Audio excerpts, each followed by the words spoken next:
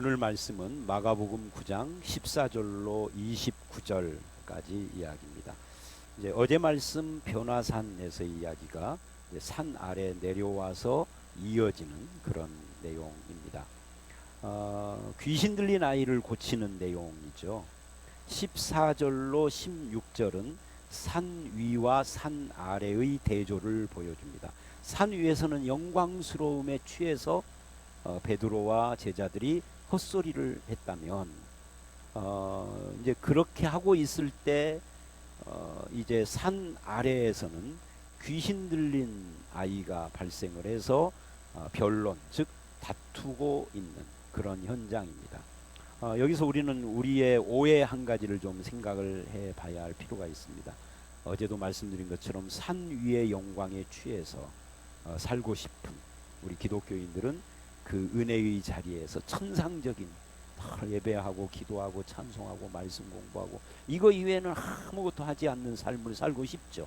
그런데 주님의 뜻은 그런 것이 아닙니다. 산 위의 체험은 산 아래 삶을 위한 것이죠.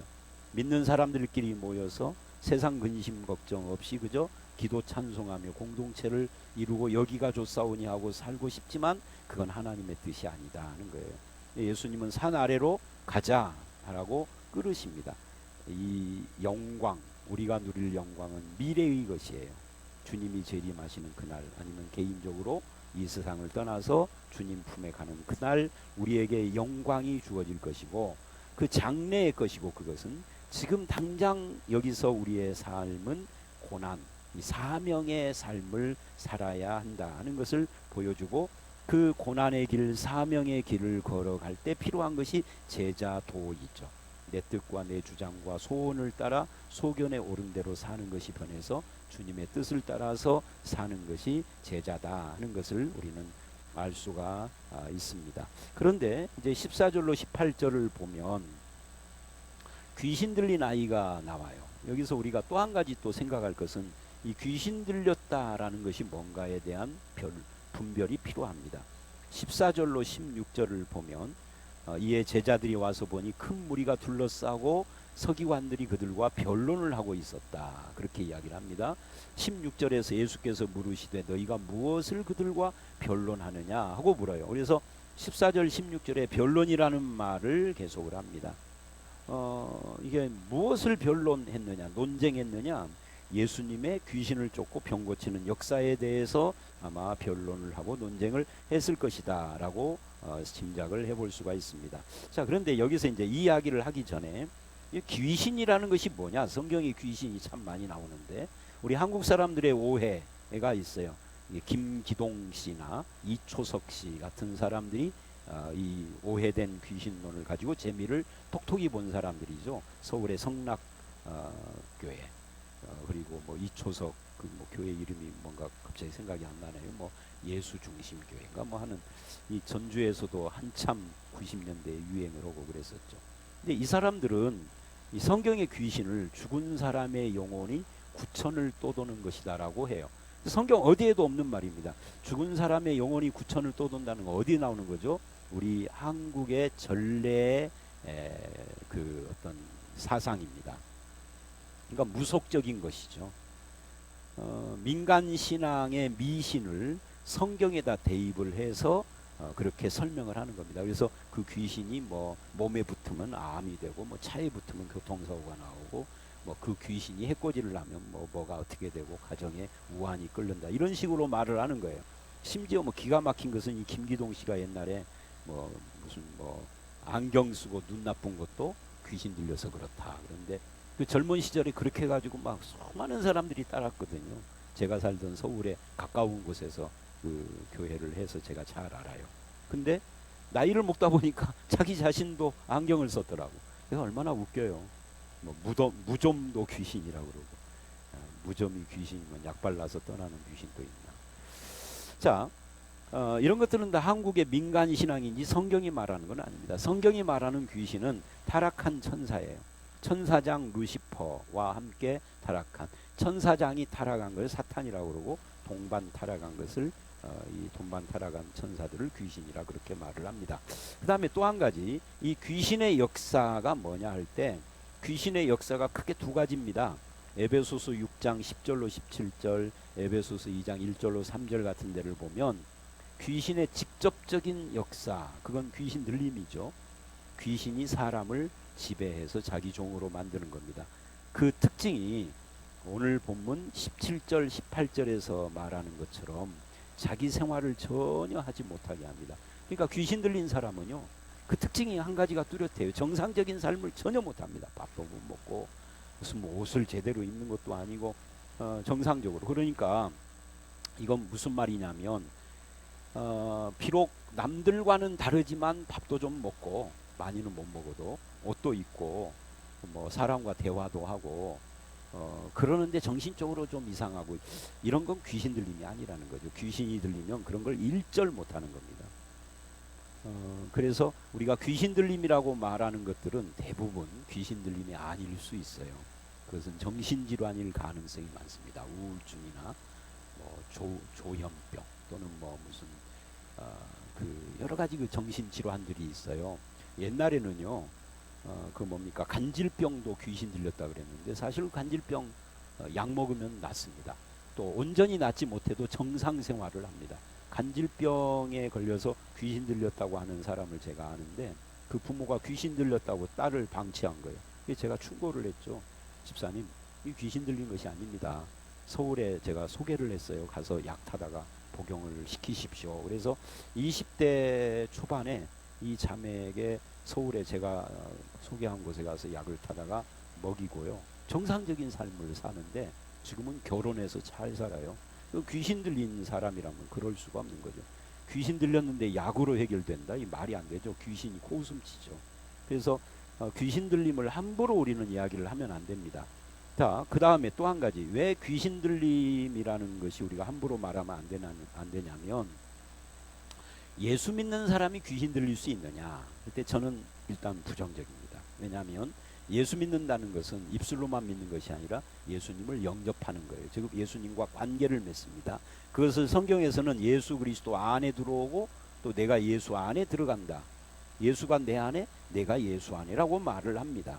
영접한다는 거죠. 그래서 그 예수 안에 들어가면 그분의 통치 속에 들어가는 거예요. 그런데 예수님이 통치하는데 갑자기 어느 날 귀신이 와가지고 예수 통치를 밀어낸다. 그러면 예수님이 귀신보다도 힘이 약한 자인가? 이건 불가능한 이야기를 하는 거예요.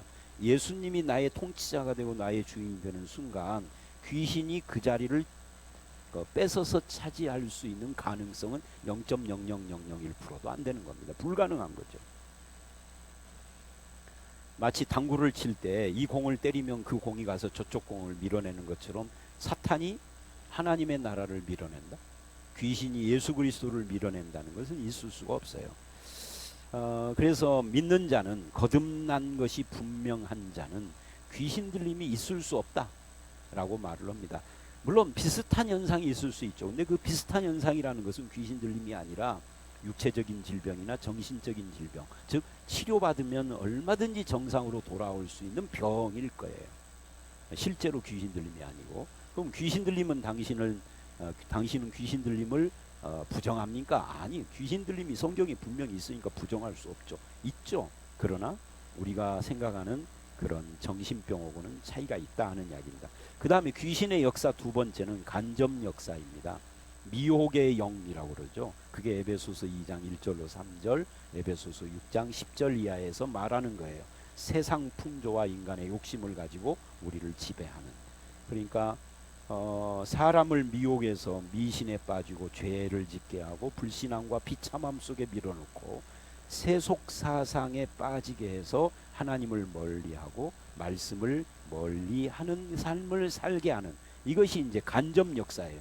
직접적으로 귀신 들림의 역사를 하는 것보다 이 간접 역사, 세상 풍조에 빠지는, 이게 훨씬 더 귀신 사탄 입장에서는 더 효과적이라고 할 수가 있죠. 이때 고린도후서 4장 1절로 7절을 보면 귀신이 뿔이 나고 이빨이 막 뻐드렁이가 나고 산발한 머리로 피를 철철 흘리는 모습이 아니라 광명의 천사로, 고린도후서 11장이 그러죠. 광명의 천사로 다가와서 고린도후서 4장 1절로 7절이 말하는 것처럼 우리가 우리 마음을 혼미케 해서 그리스도 예수 안에 있는 하나님의 영광의 광채를 보지 못하게 하는, 즉 믿음을 막는 그런 일을 하고, 우리가 어제 그제 말씀에 봤던 것처럼 베드로의 예수님이 사단아 물러가라 했던 것처럼 사람의 생각에 매여서 하나님의 일을 생각하지 않는 그런 모습, 이게 이제 귀신의 이 간접 역사, 미혹이라고 할 수 있습니다. 자, 어쨌든 이 오늘 본문은 귀신의 직접 역사, 즉 귀신 들림의 현상을 말하고 있는 거예요. 그래서 18절 하반절로 19절을 보면 예수님이 이렇게 대답을 하세요. 믿음이 없는 세대여. 이것은 귀신을 못 쫓아내는 그들의 그 능력 없음을 말하는 것이 아닙니다. 전에도 예수님은 수없이 질병이나 귀신 들림을 고쳐주셨지만 그들은 여전히 예수를 인정하지 않고 또다시 예수님을 테스트하고 있다는 것을 지적하는 거예요. 그게 이제 바로 바리새인들이나 서기관들이 하는 행태를 지적한 것이죠. 이것은 20절로 23절에도 잘 나타납니다. 이 아이의 아버지가 할 수 있거든 이라고 하는 것을 앞에서 백부장이 말씀만 하소서 했던 그것과 혈루증 걸린 여인의 옷만 잡아도 낫는다라고 생각하고 했던 것을 통해서 비교를 하고 있는 거죠. 그들의 믿음과 이 아이의 아버지의 믿음 없음을 비교를 하는 거예요. 그래서 23절로 29절을 보면 예수님이 뭐라고 하시느냐 하면 할 수 있거든이 무슨 말이냐라고 지적을 하는 거예요. 이 말을 오해하면 안 됩니다. 우리가 믿으면 뭐든지 다 한다, 이 말을 지금 하고자 하는 것이 아닙니다. 믿는 자의 열심과 정성의 문제가 아니다는 거예요. 네가 믿는 자인 네가 믿는 자이면서도 나에 대해서 뭔가를 모르고 있구나 하는 것을 지적을 하고 있는 거예요. 예수님은 할 수 있거든이 아니라 할 수 있는 분이죠. 제자들은 뭘 할 수 있는 존재가 아니죠. 제자들뿐만 아니라 우리들도 인간은 피조물이니까. 그래서 우리는 뭐를 하는 겁니까? 할 수 있는 분이신 하나님을 또는 예수님을 의지하는 자들인 거죠. 그래서 이 본문은 우리에게 이 믿음이라는 것이 뭐냐 하는 것을 보여주는 겁니다. 믿음은 오래될수록 능력이 세지는 것이 아니라 예수님을 더 의지하는 것, 더 예수님 앞에 겸손해지는 것을 말하는 거죠. 그래서 24절 아이의 아버지가 소리를 지릅니다. 내가 믿나이다. 나의 믿음 없는 걸 도와주소서. 이것이 믿음인 거죠. 그러니까 믿음은 내가 믿습니다 하고 자기 신념에 찾아서 이 자기 신념이 세지고 강화되는 것이 아니라 대상을 의지하는 거예요. 내 믿음의 대상을 신뢰하고 의지하고 그분에게 맡기는 것이죠. 이것은 불교의 신심처럼 자기 마음을 다스리고 깨우치면 내가 부처, 즉 신이 되는 것이 아닙니다. 마음 다스리기 또는 마음 먹기 따라서 달라지는 그런 걸 말하는 것이 아닙니다. 제자들은 착각을 했어요. 자기들은 항상 귀신을 쫓아낼 수 있을 것이다 라고 착각을 했습니다. 그러나 믿음이라는 것은 능력이 아니라 믿는 대상을 신뢰하는 것이기 때문에 그래서 예수님이 그걸 지적을 하는 거죠. 여러분, 노재성 목사가 서부중앙교회에 부임을 해서 교회가 부흥을 했습니다. 그러면 저는 어느 교회로 가든지 항상 부흥할까요? 말이 안 되는 이야기죠. 서부중앙교회에서는 하나님께서 저를 쓰셔서 부흥케 하신 거예요. 그렇다고 내가 서부제일교회로 가면 그 교회도 부흥하느냐? 뭐 능력 있는 사람은 그럴 수도 있지만 제가 생각에 저는 그렇지는 않아요. 즉 제자들도 똑같아요. 우리가 항상 능력을 행사하는 자다, 그게 아닌 거예요. 그거는 자가발전적 믿음이고 자가발전적 능력이죠. 예수님이 이 본문에서 지적하는 것은 믿음이 필요하다. 이 말은 믿습니다 하고 세게 믿어라가 아니라 너 스스로에게서 능력이 나오는 것이 아니라 할 수 있는 분을 의지해라 하는 말이에요. 그래서 이제 28절로 29절에 제자들이 예수님께 질문하고 대답을 예수님이 하시는 내용입니다. 제자들이 오해를 한 거죠. 제자들 자신도 언젠가는 예수님처럼 되는 건가 하고, 그래서 기도가 만능인가? 기도하면은 우리도 다 되는 건가? 그런 오해를 한 거예요. 아까도 설명한 것처럼 기도는 만능, 능력을 말하는 것이 아니고 열쇠를 말하는 것이 아니라 하나님을 의지하는 겁니다. 근데 제자들은 예수님이 없는 틈에 예수님 흉내를 내본 거죠. 그래서 예수님은 아무나 흉내낼 수 있는 분이 아니다. 기도해라 라고 말한 거예요. 기도해라 이 말은 기도 세게 하면 된다 이 말이 아니라 주님을 의지해라. 기도의 대상이신 그분에게 의탁하라 라고 말을 하는 겁니다. 그래서 29절 기도 외에는 다른 것으로는 이런 종류가 나갈 수 없다 라고 하는 이 말씀은 크게 오해가 되는데, 기도 세게 하면은 다 된다가 아니라 네 힘으로 안 되니까 주님을 의지하면은 된다, 이렇게 이야기를 하는 겁니다. 그러면 주님을 의지하면, 즉 기도하면은 누가 하는 거죠? 기도하는 내가 하는 것이 아니라 기도 받으시는 주님이 하신다는 이야기죠. 그것이 오늘 말씀입니다. 자, 오늘 말씀 여기까지입니다. 우리 함께 기도하도록 하겠습니다. 하나님, 우리는 산 위에서 살고 싶은 마음이 간절하지만 주님은 산 아래서 살아가는 삶에 사명이 있다라고 그렇게 말씀을 하십니다. 또 우리는 이 귀신 들림에 대하여서 다양한 오해들을 품고 있는데 주님께서는 이런 문제들의 오해를 풀어주시고 믿음 없는 세대가 되지 말라고 말씀을 하십니다.